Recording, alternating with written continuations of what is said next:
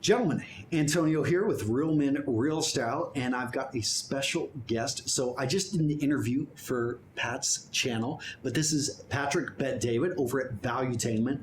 And I have to admit, so you guys are always asking me, Antonio, what channels do you watch? And you guys know I watch a lot of fashion and style channels, but I also watch a lot of entrepreneurial channels. You guys know I love entrepreneurs. I love people that are going out there changing the world. Well, I've got one of those people right here. But Pat, maybe you can tell my audience, who many of them don't know you, if you can tell a little bit about yourself and who you are.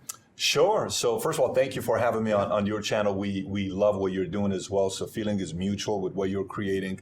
The best guy on YouTube you can think about on teaching how to, one of the best educators in that topic, in my opinion, the best guy. But so for my background, I was born and raised in Iran. I lived in Iran 10 years.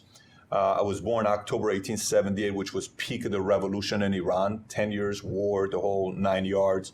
Then Khomeini dies June 3rd, 89. I'm in school. We escape 6 weeks later. I go to a refugee camp in Germany for about 2 years.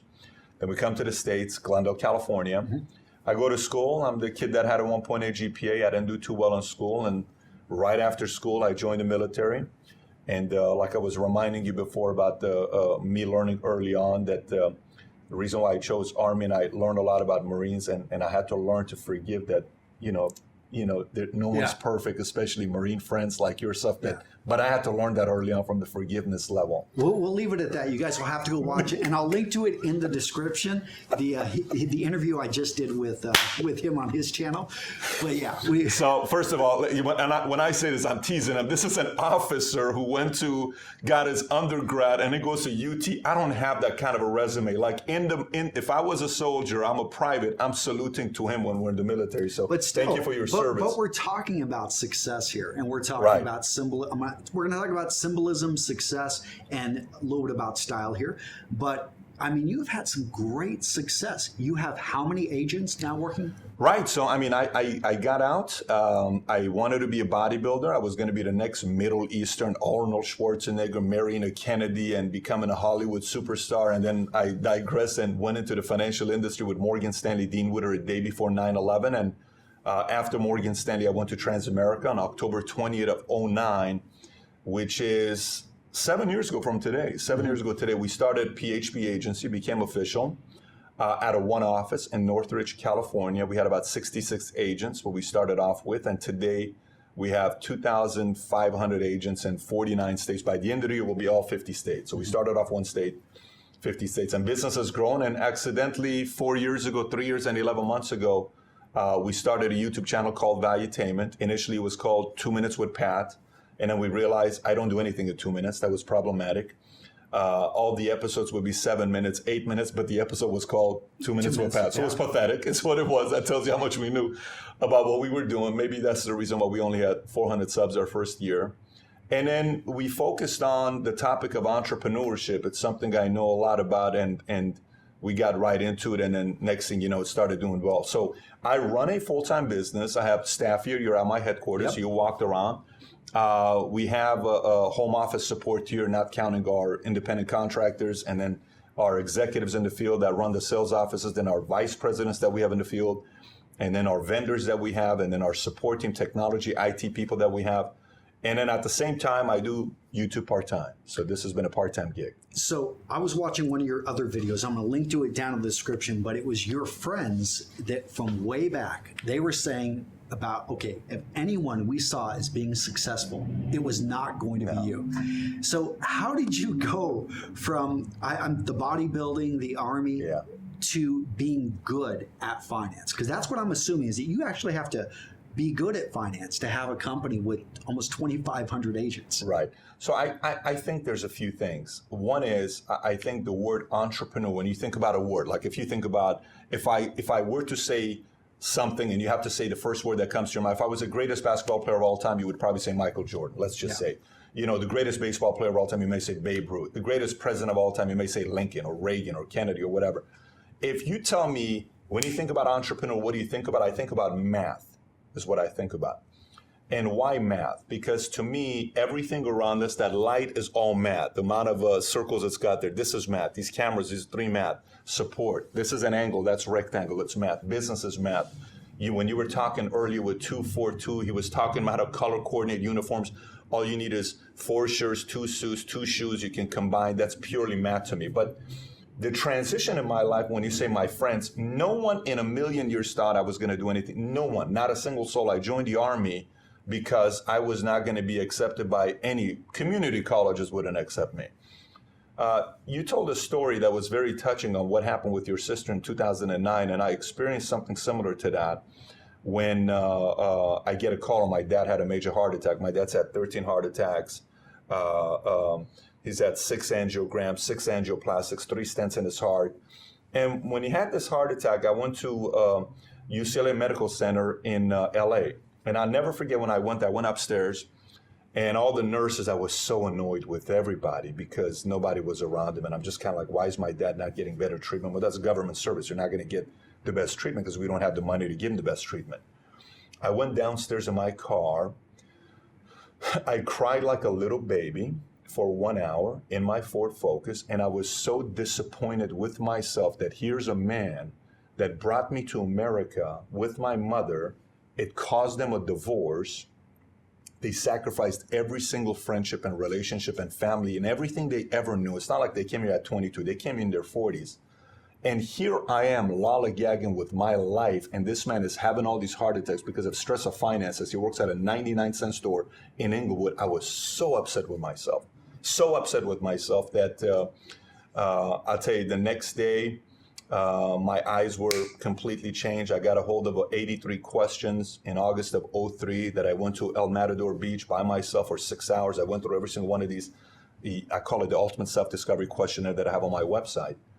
And from there, things changed. I looked at things differently. Everybody that wanted to ask me to go to club, I was very good at clubs. If you went to clubs with me, you had a good time with me. Yeah. I was fun at nightclubs. Ladies, all that other stuff. I just found that the only girl you've ever kissed is your wife, which is unbelievably impressive. We're part of the same club. Me too, baby. Just you're the only girl I've ever kissed too. But I was a complete different thing. Once this shift happened, I told my friends, don't call me about nightclubs, don't call me about parties, don't call me about anything. It was a certain level of obsession that almost, and I understand from their point of view, it rubbed them the wrong way because it was too much of a 180. Mm-hmm. So a lot of my friends you talk to, they'll say we would have never thought Pat would do this, but I was not going to let my dad die without him seeing my kids one day. That was very, very important to me. And thank God he's still around. He's 74 years old today. He is still around. And all my kids, he's had a chance to see. And that was very important to me. So that was my driving force at that time. See, a lot of people that watch my channel, they think it's about style and clothing, and that's not exactly true. If anyone's watched my channel enough, they know that this is about helping men be better men. And one of the things we always talk about, guys, is an emotional component to get you to transition, whether it be to dress sharper or to turn your life around. And actually, so you started studying finance and just getting into this. Why finance? So I'll tell you the truth here. I'm going to have to confess. I'm at Venice Beach, and this one girl approaches me, very attractive girl, and we start talking, okay? And this is in 2001. And so we start going on dates. And every time we go on dates, she has nice cars. She picks me up in a Porsche and a Mercedes and a Lexus. And I don't have the nicest cars at the time. So finally I said, how do you make your money? And she says, well, I'm in the financial industry. I says, who are you with? She says, I'm with Morgan Stanley Dean Witter. I said, I want to work at Morgan Stanley Dean Witter. She says, you can't. You need a degree. You got to go. I went to UCLA. She went to UCLA. I said, I'm not getting a degree. And so, eventually I send out 100 resumes to Morgan, Merrill, Schwab, Smith, Barney, all these other guys. And when I send the resumes, my resume is obviously terrible because resumes Army, it's Bob's Big Boy, which I don't know if you know Bob's Big Boy. I know Bob's Big Boy. It's Burger King and Haagen-Dazs. Okay, so there's nothing impressive about Haagen-Dazs. There's nothing impressive about Bob's Big Boy. And at Burger King, they never even made me a cashier. At least let me touch the money. They said, you can just be a chef, is what I call myself. Yeah. You'd say, Whopper, no onions. I made it for you. That's what I did. As a 6'4" guy, wearing a extra medium shirt, small shirts, and I'm making those Whoppers. So I sent my resumes, and I said, that's not going to get me the job, but I had to be creative. So I put the cover letter. I chose my best joke, and I put it at the top. Opening line, cover letter is a joke. Then below the joke, it says, if you're laughing, and this made you smile and you feel better, this is exactly how my clients are going to feel when they do business with me. If you want somebody like this part of your team, give me a call, okay? 30 calls out of the 100 resumes. 15 of them were simply calls to say you're hilarious, but we're not interested, you're not qualified. Yeah. Obviously, the Goldman Sachs is not going to hire someone like me. But luckily, I got 15 calls that were interviews. I went in, I got 2 or 3 job offers. I chose Morgan Stanley, and that's how I got started. Matter of fact, it was a day before 9/11. My first day was Monday, 9/10. Yeah. With Morgan Stanley. I'm supposed to go to New York for the World Trade Center. And the next day, Morgan Stanley's headquarters of 3,600 employees is in the World Trade Center. 9/11 happens the next day. So it wasn't the best time to get into the industry, but that's how I got involved in the industry. I love it, the fact that you threw out 100 resumes and that you took that unique approach, of which only 15 people really were serious. Well, of course, 15 wanted to let you know you're funny. Yes. And probably wish you good luck. And I think you really humanized a process which can almost dehumanize people. And you were able to, most importantly, get the job offers and get your foot in the door. Now, getting your foot in the door is one thing, but actually becoming good at this. How did you stay focused? And I mean, you're talking about you didn't see yourself as maybe the smartest guy, but you still were able to get good at this. Yeah, so for me, I did a video for 20 years. I'm 38 now. Okay, let's just say since I became in sales, got into sales at 20 years old, for 18 years, we talk to people and we ask them that corny question that everybody asks, which is, well, what's the key to success? You get asked that a million times, right? What's the key to success? Hey, Antonio, what's your key to success to the channel that you have? And what's the key to success to life? And we have all these answers.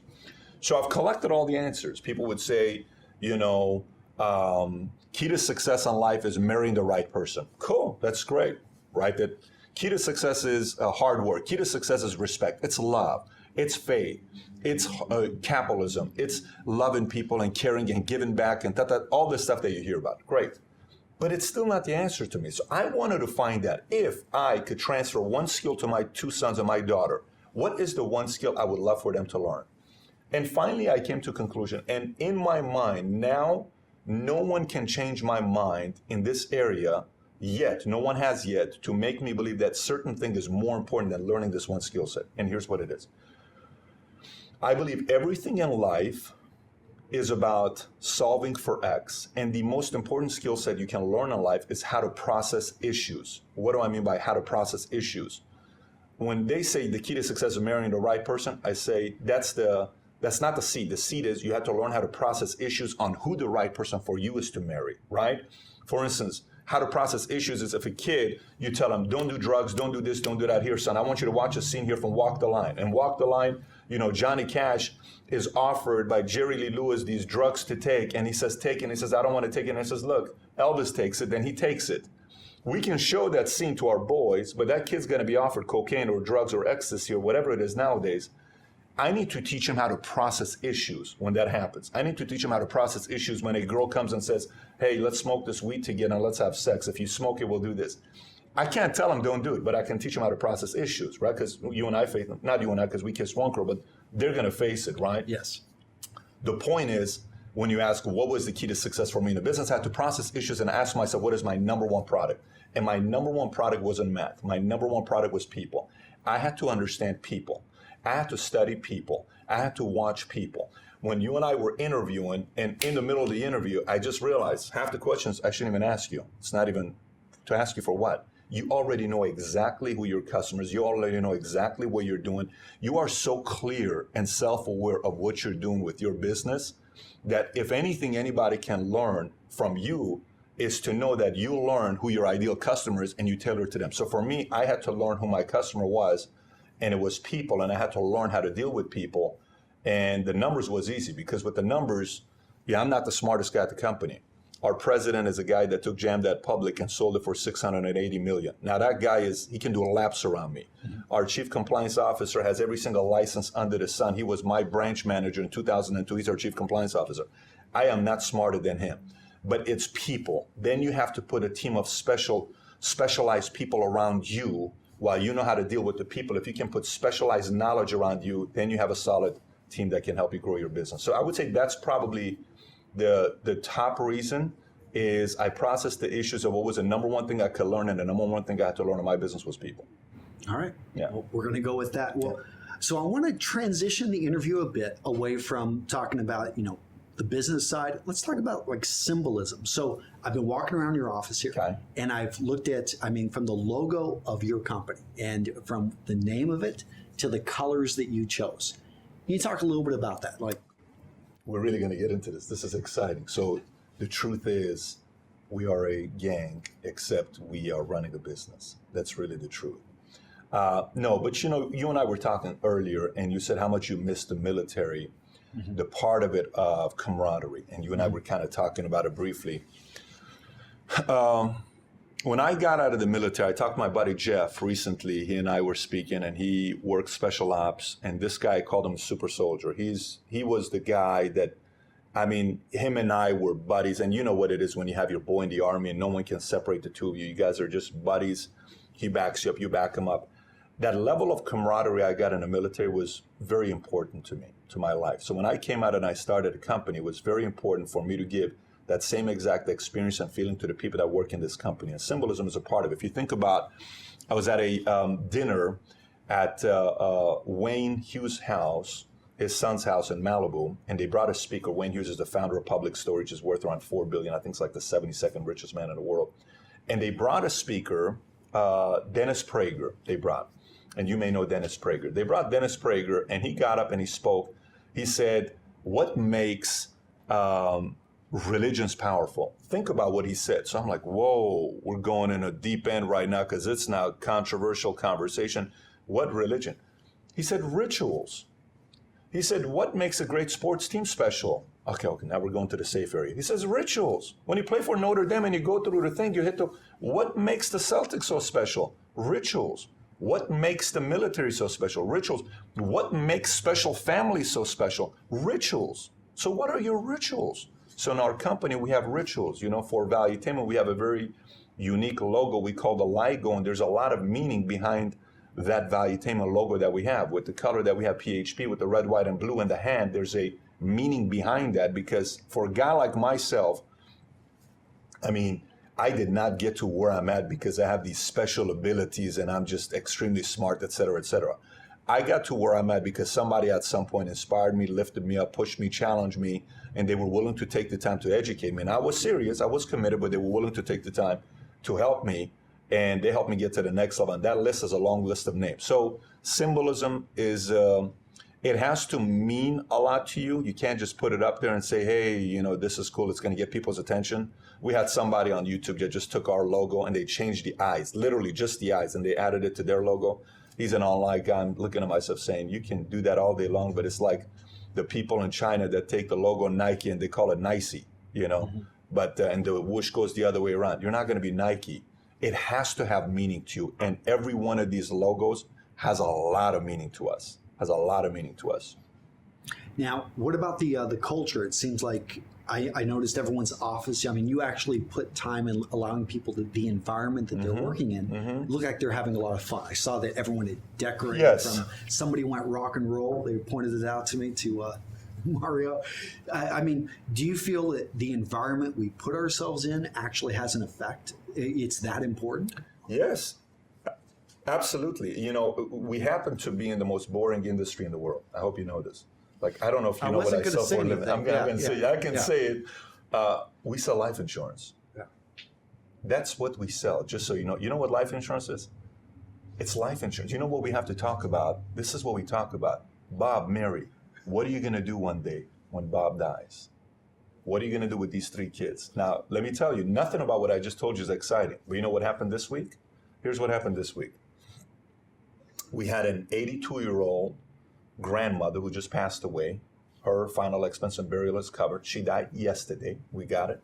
We had a spouse, a husband that I know, who met his wife, Erica, who's a sweet, she worked at engineer, lady that's making 150, 160, extremely brilliant. They meet each other. You look at them, you're like, my gosh, you guys are perfect for each other. Last week, motorcycle accident, boom, happens. I love riding motorcycles. It could happen to the best of us, but it happened to him.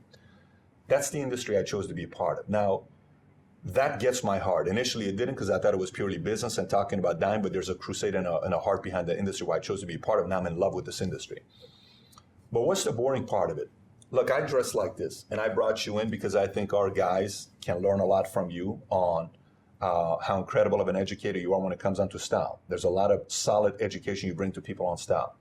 But I want to mix up the life insurance industry. I want to disrupt the life insurance industry. I don't want the life insurance industry to just go out and everybody wears Brooks Brothers all the time with Cole Haan shoes and trying to attract millennials and Gen X's and Gen Y's because they're not turned on by that. When you look at the industry that went from 500,000 licensed agents in America in 1974 to today, it's roughly 200,000 life insurance licensed agents. How do we go from 500,000 to 200 when the population in 1974 is 209 and now we're at 317 or whatever the number is today? How do we increase population by 50% but agents decrease by 60%? How did that happen? They have completely forgotten how to connect with the audience. So going back when you say the industry and the company was this intentional, I think, one, you got to know your product, which you do. Two, I think you got to let people represent themselves. Mario loves Metallica. What's your favorite? Is it Metallica? What's the song that you like to play with the guitar? Say it again. Fade to Black. Fade to Black. And he plays it. And let me tell you, I watch him. He's in the zone. That's Mario. Paul, he loves to watch the movie. I don't know why he loves to watch the movie. We found out about this earlier, the documentary. Paul is so driven by movies, and his favorite movie of all time is what, the 40-Year-Old Virgin. I don't know why he loves the movie, but he loves that movie, right? He is fascinated by that movie. And we were trying to figure out why all this time, but he loves the movie. So if you go to his cubicle, maybe you should get some B-roll so you can show it. It's all Hollywood.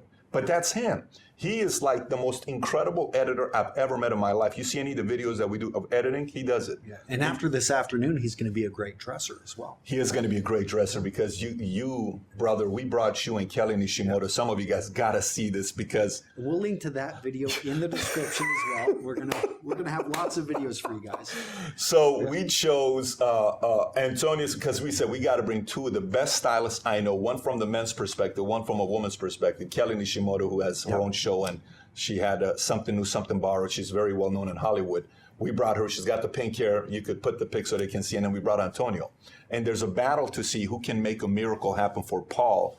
And when Paul goes on his first date, which attire is going to get the girl to say, "Oh my gosh!" So that's why we brought Antonio. But going back to it, I think you gotta kind of let people do their own brand and their own identity. And we try to do our best for our people to do that. So it's worked out well. I like it. I like how that's a very interesting point that the number of agents is actually dropped. I had no idea, but yes. Yeah, you're in an industry in which a lot of people it's not something that you think people would, as a kid, say, oh, I want to become, I want to sell insurance. I mean, kids want to be astronauts. They want to be cowboys. Yes. They want to be football yes. players, all that fun stuff. But you've really focused in on the emotional component. I have to admit, I never thought I would be talking about clothing, own a custom clothier, get into the fashion or style industry. Honestly, it wasn't attractive to me, but what keeps me in this is being able to work with men and to help men.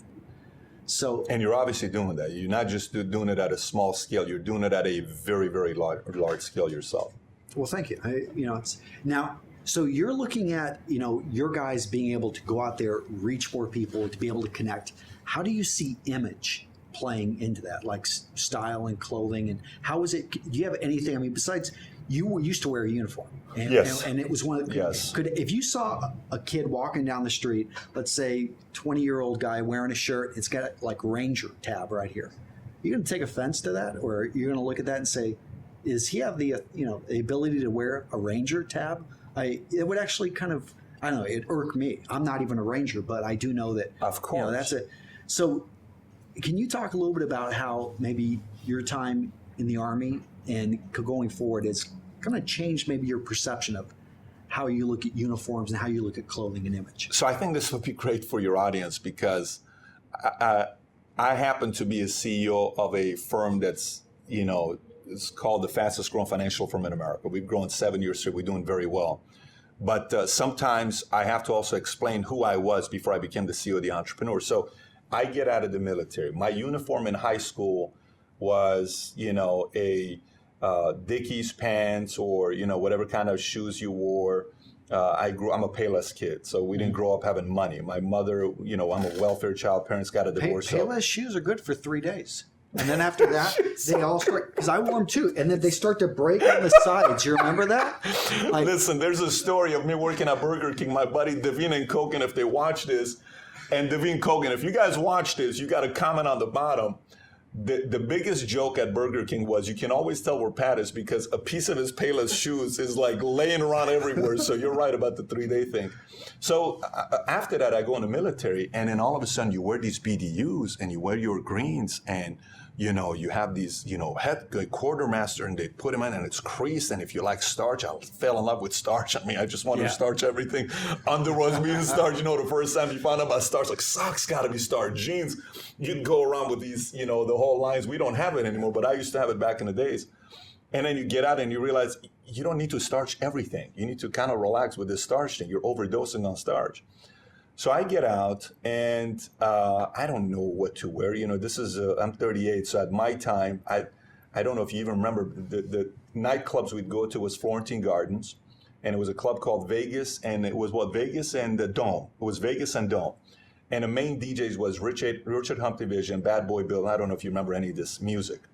So it was muscle shirts. So I'm the muscle shirt guy. So picture the muscle shirt guy, the weird looking muscle shirt guys that wore the jeans, the bell bottoms, and the Skechers shoes. That was me. That was my outfit. And I'm trying to get into the financial, and no one's going to invest you wear Skechers and muscle shirts and any of this. That's pretty pathetic and embarrassing. So then all of a sudden I get invited to my first introduction to the financial industry. And this guy says, you got to come meet this executive. I want to introduce him to you because, he may, introduce you to the financial industry. I said, I'm at the gym. He says, dude, just come meet with him anyways. I said, I'm telling you, I'm at the gym. He says, come anyways. Here's what I wore to my first meeting. Ready? I had orange Perfetto pants, which Perfetto went out of business, but Perfetto pants were the best workout pants. My favorite by far. I wish they'd come back. I wanted to buy them out, but they wouldn't call me back.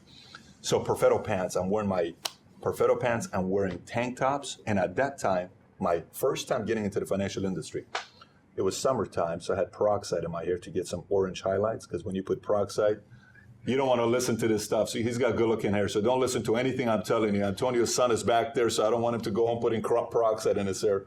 I have peroxide in my hair, and my hair is orange, black, brown, very weird. That's how I got started. I knew nothing about fashion, zero about fashion. I didn't know how to tie a tie. I didn't know nothing about any of that stuff. And I had to transition, and I had to learn how to go from a guy who was clueless there to now I want to be a Series 7 broker, licensed agent, and getting people to invest with me $100,000, $500,000, $300,000, or buy an insurance policy. It just didn't make sense. So I had to get my uniform. So once I got the basic ideas about a uniform, the book that I read back then was How Gentleman Dresses, or How Gentlemen Get Dressed by Brooks Brothers sells those books. Very good book. They also have How Ladies Get Dressed. And I started reading the book. I really immersed myself into wanting to learn about, I wish you were around in 2001 when I first started with Morgan Stanley. I truly wish you were around. You would have saved me a lot of sales being lost.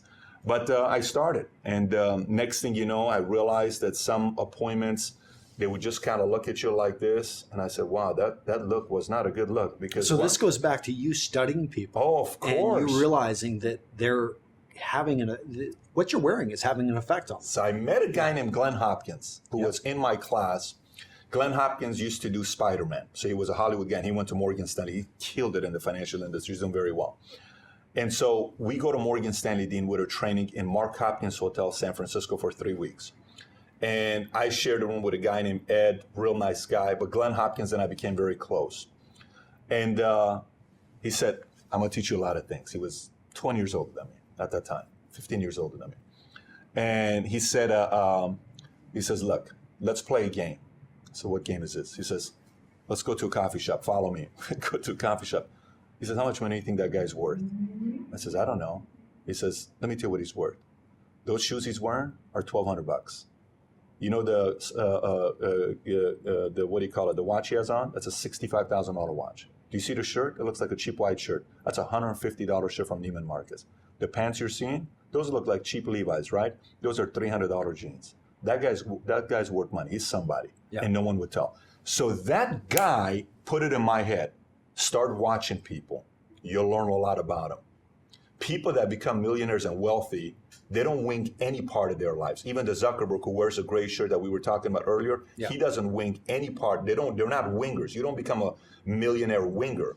And if you do, you're going to lose your money. You didn't get to where you're at without being a disciplined guy. There's a lot of discipline behind you that somebody can watch and say, this guy kind of knows how to put it together. So, being in the business that I had to read who has money, who doesn't, it kind of gave me the opportunity to study people. And I said, I better be presentable myself. And then from there, I adjusted. Great stories. Guys, we can go on and on, but I want you to go check out Valuetainment. You've got some great things going on there. I'm going to link to it down in the description. And, Patrick, thank you very much. Really appreciate it. Appreciate you for having me. All right, guys, that's it. I'll see you in the next video. Take care.